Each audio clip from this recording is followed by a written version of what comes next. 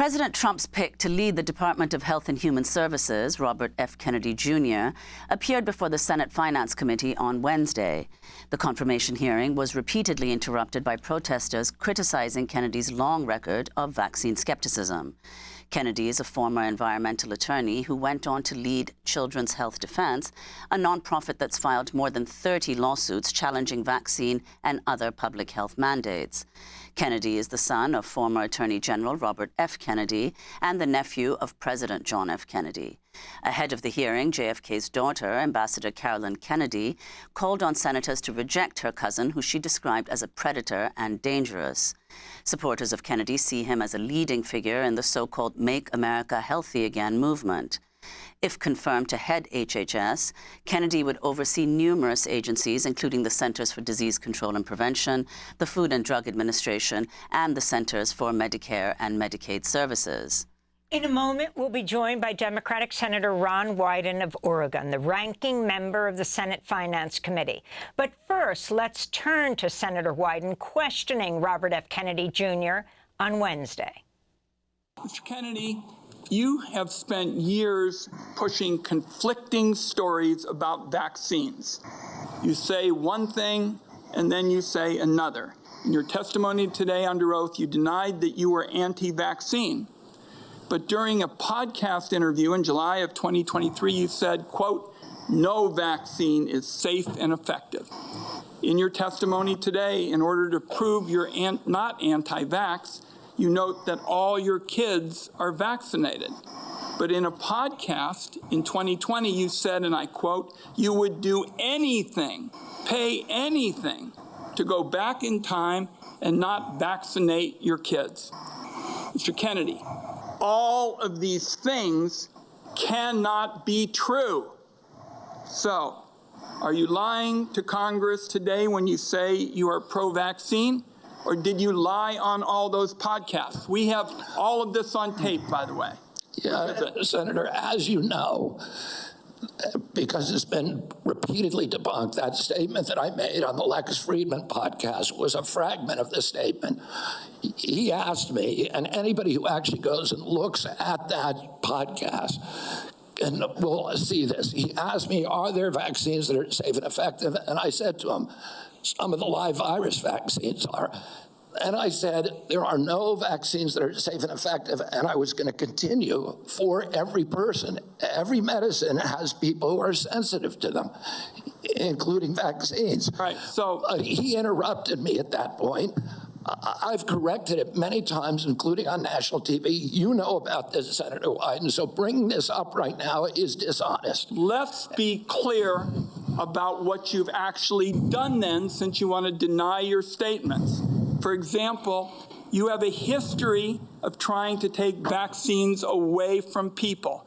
In May of 2021, you petitioned the Food and Drug Administration to not only block Americans from having access to the COVID vaccine, but to prevent any future access to the life-saving vaccine. Are you denying that? Your name is on the petition. We brought that petition after CDC recommended the COVID vaccine without any scientific basis for 6-year-old children. Most experts agree today, even the people who did it back then, that COVID vaccines are inappropriate for 6-year-old children who basically have a zero risk from COVID. That's why I brought that lawsuit. I don't want to, I want to emphasize Mr. Kennedy, the facts, the facts.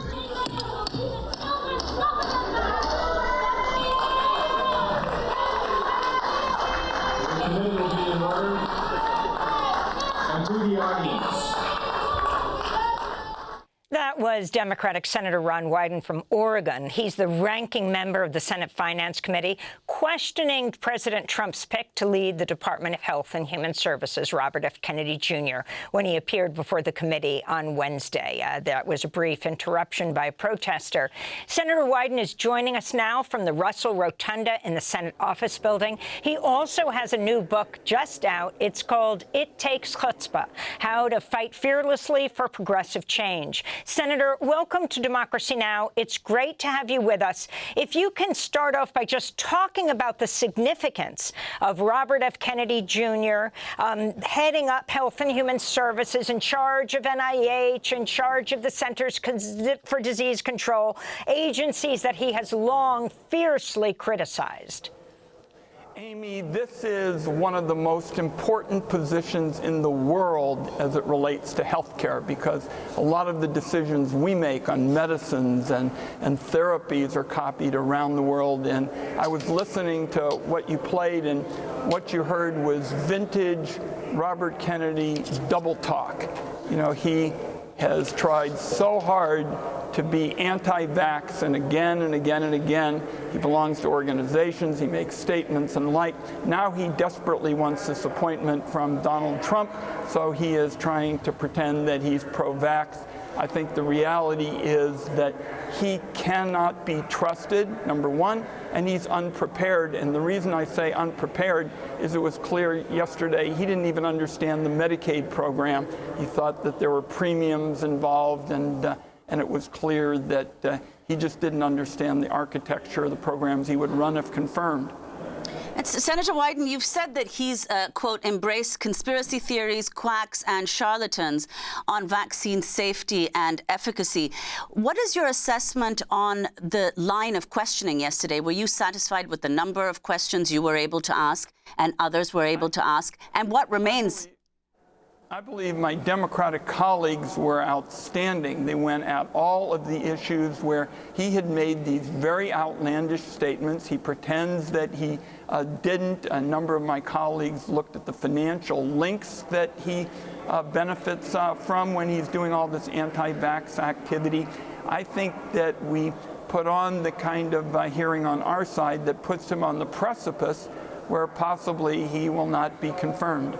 I mean, on the one hand, you have his fierce criticism of vaccines, and surprised many, probably, when he said he was not anti-vaccine. But he also has fierce criticism of the agriculture industry, the power of the drug industry. Can you comment on that, where you actually agree with him and where you don't? Certainly, when he talks about tobacco cessation, I was the one who blew the whistle on the tobacco executives lying about the addictiveness of nicotine. I certainly share views with them on matters like that. But on the big, crucial kinds of questions, for example, this COVID petition, you know, that would have made it impossible to get out the services that were so needed while we were in the eye of the storm, and his policies, I think, are going to leave Americans sicker.